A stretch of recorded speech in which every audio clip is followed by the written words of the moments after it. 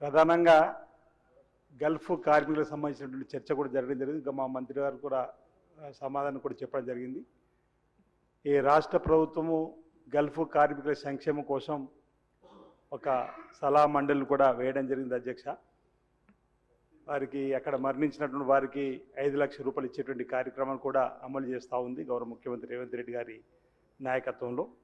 ప్రధానంగా గల్ఫ్ కార్మికులకు సంబంధించిన కొన్ని సూచనలు ఈ 2026-27 బడ్జెట్లో కొంత నిధిని వెచ్చించి వారికి మనము సమగ్రంగా హెల్ప్ చేయడానికి కోసం నిధులు ఇవ్వాల్సిన అవసరం ఉందని చెప్పిన భావన వ్యక్తం చేస్తూ మనం సీఎం ప్రవాసీ ప్రజావాణి కూడా ఫిర్యాదు కేంద్రాన్ని ఏర్పాటు చేసినాం. అక్కడ ఒక హెల్ప్ లైన్ ప్రత్యేకంగా ఏర్పాటు చేస్తే బాగుంటుందనేది వారు చెప్పినటువంటి సూచన. గల్ఫ్ వలసదారుల పిల్లల కోసం మన గురుకులాల్లో మనం సీట్లు ఇస్తామని చెప్పినటువంటి మాట ఏదో 2026-27 విద్యా సంవత్సరానికి తగు చర్యలు ప్రణాళికను సిద్ధం చేసుకుంటే బాగుంటుందనేది వారు ఇచ్చేటువంటి సూచన. ఎందుకంటే సుమారు 10 లక్షల మంది గల్ఫ్లో ఉన్నటువంటి వారి పిల్లలు చదువుకునేటువంటి వారికి.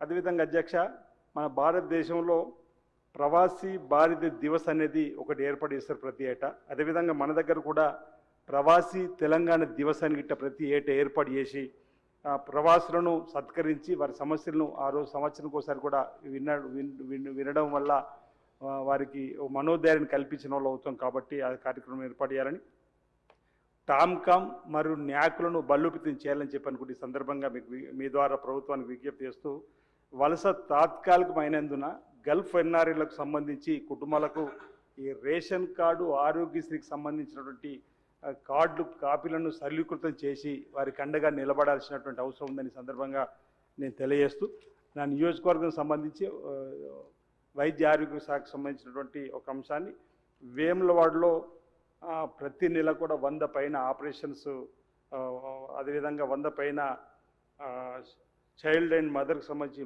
మాతా శిశు కేంద్రానికి సంబంధించినటువంటి ప్రసవాలు కూడా జరుగుతూ ఉన్నాయి.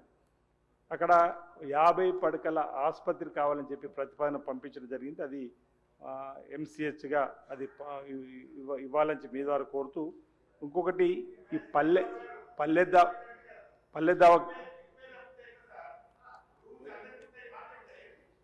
మినిస్టర్ గారు ఇప్పుడు అప్పుడేమో అరణ్య రోదన, ఇప్పుడు ప్రజాపాలన అయితే ఒక పల్లె. ఇప్పుడు మీకు ప్రత్యేక ధన్యవాదాలు.